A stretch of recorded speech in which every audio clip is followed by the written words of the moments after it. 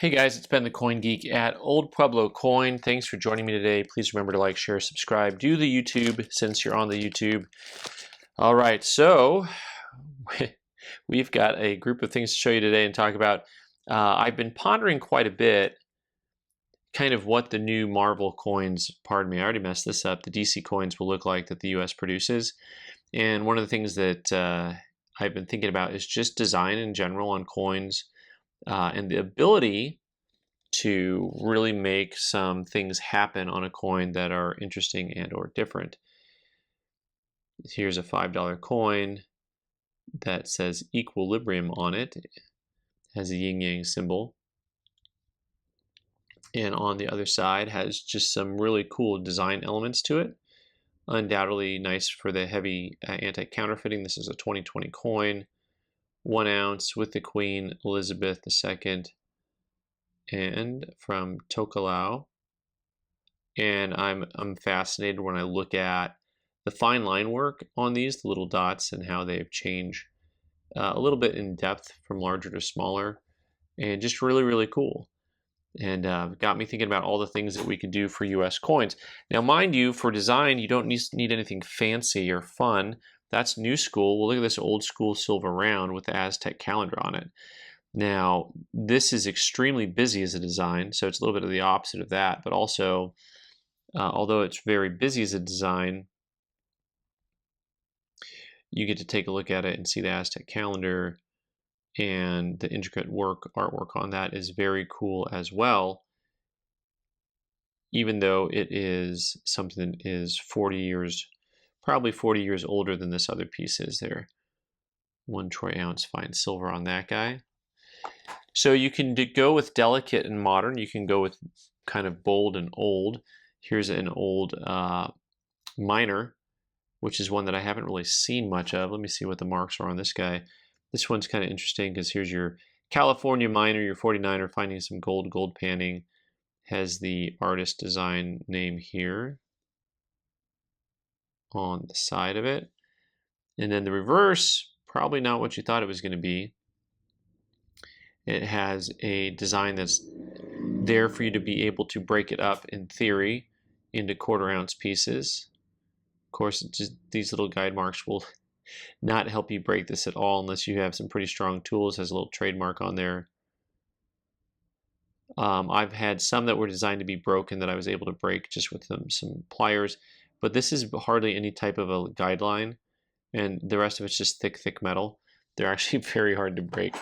All right, speaking of technology, now this one was a little disappointing to me because this 1 ounce mint ID piece, which is a modern private mint, and they've got some basic intaglio design. That's a coin, that's a paper money term, which is actually the printing press, but I digress.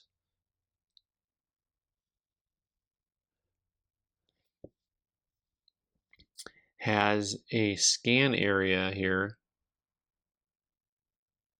which I was unable to get to work successfully. Tap to scan. Well, I was thinking about this because I was thinking, it would be pretty easy to put something inside of a coin that is traceable or whatever, but, I don't know. I don't know. And who can forget about the good times in 2001 with the Al Gore rhythm and the George Bush, I just flip a coin. I'm not even going to leave that one on the tray. Private issue, minted stuff. Here's a good example of a use of negative space and multi-levels. One of the things that they do now that older coins didn't really have was multiple levels of color, even though it's all black and white, right? So what I mean by that is when you look at this coin, it used to be if you had a cameo appearance, you had 2 tones basically, right? You just had the black and the white. Well, now, when you start to look at some of these coins, you'll see 2 or 3 different shades, and some of that has to do with the matting, the finish that they do.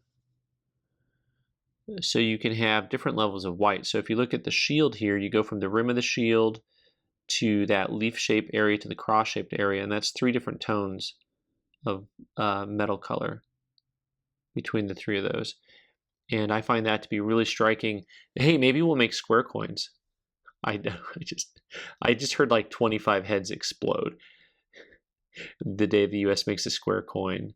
There's a whole lot of people that are not going to be happy.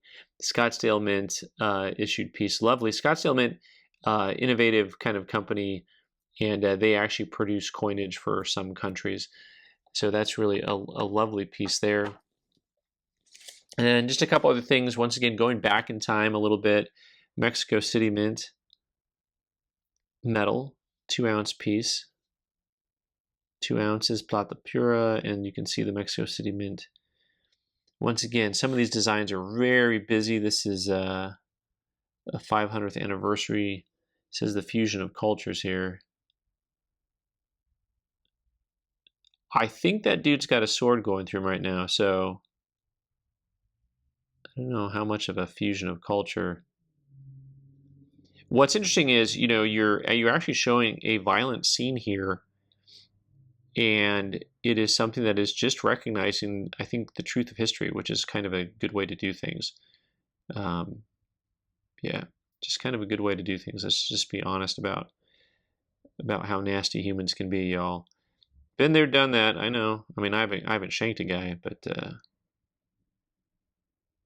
not yet. So 2-ounce piece, really cool. Once again, artwork. Last but not least, once again, looking at the ability of making things that are more complex than we use currently. This 1-ounce angel, and you see once again how beautiful is the background on this piece. How lovely. This is actually a 1-pound coin from St. Helena, Queen Elizabeth 2021, the East India Company. By the way, did not know the East India Company had its name on any coins still today, which apparently it does. So sometimes, you know, I just don't pay attention. And then I look up and I'm like, oh, yeah, George V, King of India and Jamaica. Good times. So once again, though, if you look at the design elements, if you're thinking strictly about design, this is one of the coolest designs I've seen in the last several years. And by that, I mean, you know, maybe you're not too keen on the angel. I think that the outer rim is a little thick for me, but just the way that they used those diagonal crossing lines in the background, they are so subtle, and yet just give it a really cool offset. And you know, imagine a design similar to that, but with well, with Batman. What are we gonna do, right? So Batman is a coming, guys.